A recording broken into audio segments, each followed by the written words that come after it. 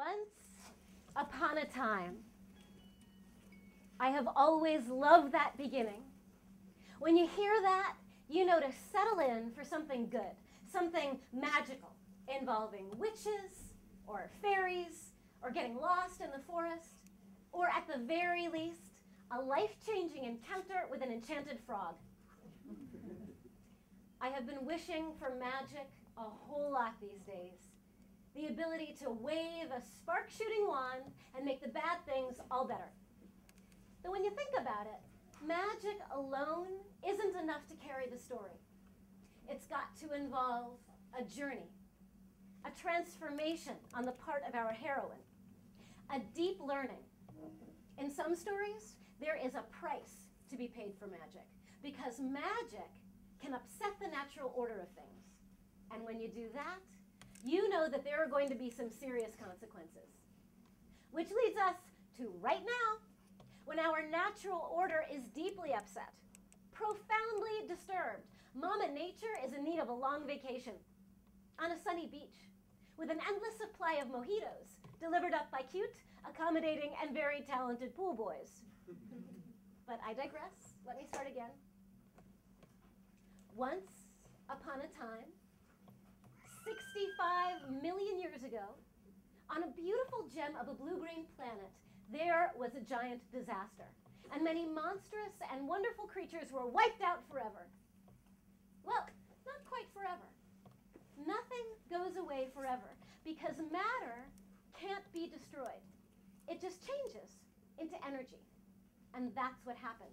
They got absorbed back into the earth and changed into something nifty and useful and just a little bit dangerous. Once upon a time, 150 years ago, the monstrous and wonderful creatures who we thought were gone forever got hauled back up out of the ground in the form of a magic black liquid. They help people have all kinds of adventures, from the exciting to the catastrophic and everything in between. And then things started to get out of control, and more than just a little bit dangerous. Once upon a time, pretty recently, a woman who was really freaked out about all the problems those hauled up creatures have caused started writing a screenplay to try and take control of this whole monstrous and not so wonderful situation. So what happened was, a couple years ago, I got a grant to write a modern adaptation of the ancient Greek comedy Lysistrata. Now, in the original play, a group of women stop a war by refusing to have sex until the men quit fighting. In my updated eco-film version, the First Lady of the United States, Lyssa Stratton, launches a sex strike to fight global warming. And I know I want this to be a big, splashy Hollywood comedy with Susan Sarandon as Lyssa, George Clooney as the president, and of course it'll have this epic sweeping score by John Williams of Star Wars or Howard Shore of Lord of the Rings, and it'll be this great Hollywood smash. And while we won't be advocating a real sex strike to fight the real global warming, because we don't believe in bedroom politics, and because I don't want to deny myself the chance to sleep with George Clooney, the film will be hilarious and poignant and utterly magical, and it will launch a worldwide eco-revolution by convincing everyone who sees it that global warming isn't just an environmental issue. It's everyone's issue, and it's absolutely imperative that they drop everything and dedicate their lives to solving the problem, and they will. Thank you.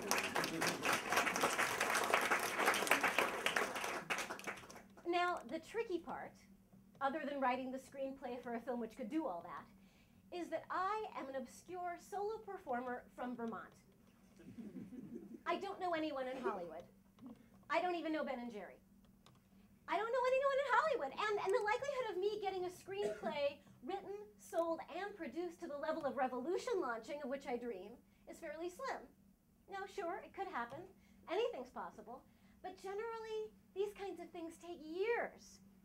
And years are what we don't have. Many things are melting, and we are running out of time, which is the source of another problem.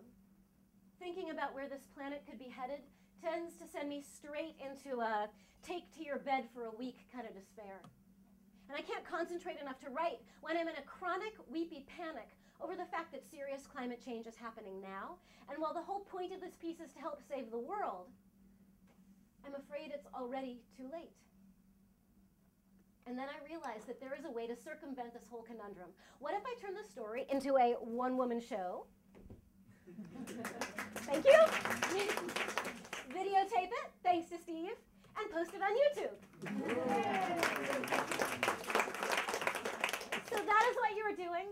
If you're only allowed to text once during the show, and you're allowed to tell your friends about it. We're going to post it on YouTube. And maybe your friends will get inspired to create their own videos. Like, maybe they will create a fake apology from Rex Tillerson, CEO of ExxonMobil, finally admitting to funding over 39 climate change denier groups. And then maybe they will hack into the navigational satellite network, and they'll send instructions to any vehicle getting less than 50 miles per gallon to drive straight to the nearest automotive recycling center. And then maybe they will hack into the oil industry's computer network and siphon their massively excessive profits into climate reparations for the developing world. And generally become so infused with wild creative energy that they find, without realizing it, that they have dropped everything and dedicated their lives to solving the problem. Thus proving the revolution will not be televised. It will be YouTubed.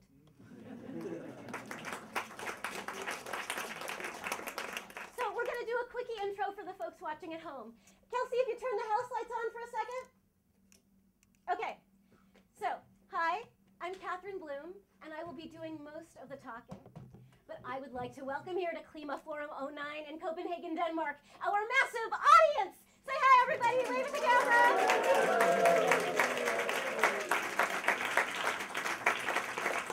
All right, now we can really get started. Thanks, Kelsey, you can drop the lights. And since this is the story of Lissa Stratton, we'll start with her. Once upon a time, Lissa, in the Hollywood movie Susan Sarandon, is on a global humanitarian tour of state when she gets diverted to Rio to give an address at an international climate conference.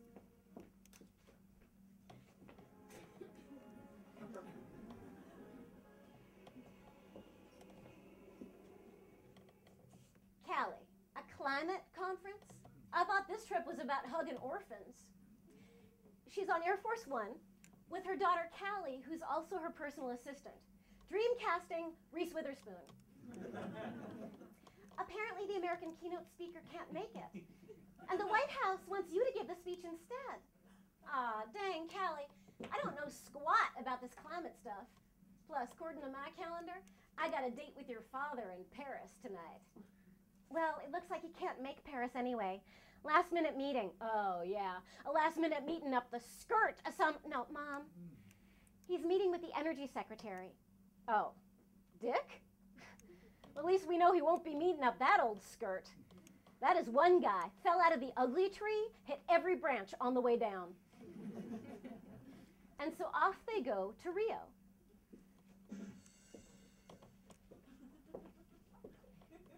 Callie, this is the speech they sent? This is what they want me to say? Yeah. It doesn't say anything. Well, that's because Dad doesn't believe in global warming.